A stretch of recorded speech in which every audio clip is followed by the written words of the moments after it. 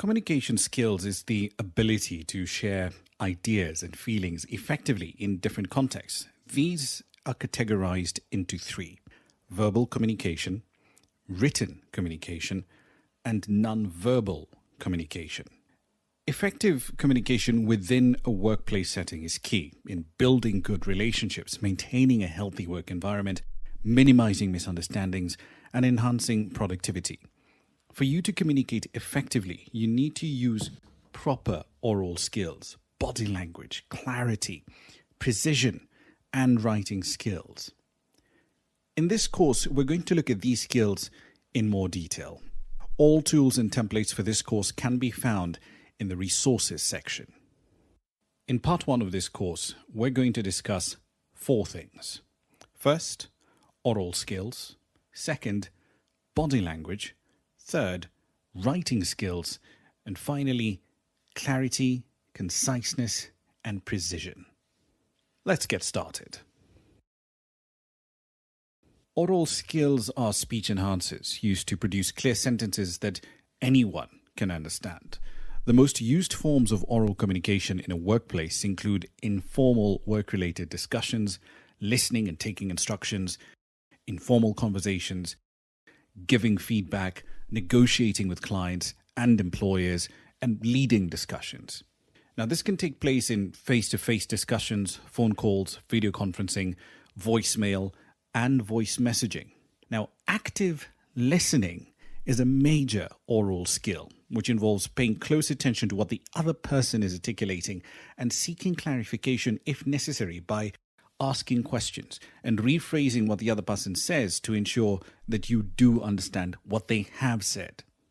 Examples of summary questions include, so what you're saying is, or so in summary, what we've agreed is.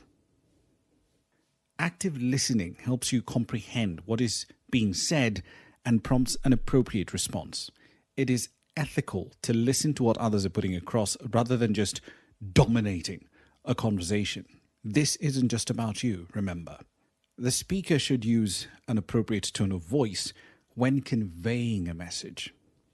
You should also show empathy in conversations by using phrases like, I understand, in order to demonstrate that you are listening to the other person and you respect their opinions even when disagreements occur.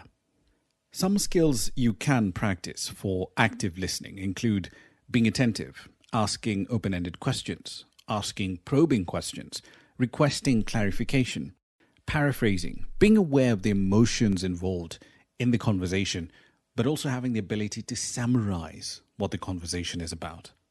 Giving and receiving feedback is also an important oral skill. Managers and supervisors should constantly develop strategies to provide employees with constructive feedback through emails, phone calls, or weekly status updates. The use of compliments like, good job, or thanks for handling that, help to increase motivation. You should also accept and encourage feedback from others. We'll cover more on this in the Giving and Receiving Feedback course. Another important skill to have is body language. Maintaining an open body language when communicating in a workplace should be a general rule of thumb for every staff member. This may include having a relaxed posture, not crossing your arms, and maintaining eye contact when speaking to your colleagues. If speaking in front of others, you should stand up straight and use a clear voice. Generally, you should portray an image of confidence, regardless of whom you're communicating with. You should also be approachable, receptive, and encourage open conversations with your colleagues. You should also pay attention to other people's body language to understand their feelings. For instance, if a person is not looking you in the eye, that implies either he or she might be uncomfortable or they're hiding something.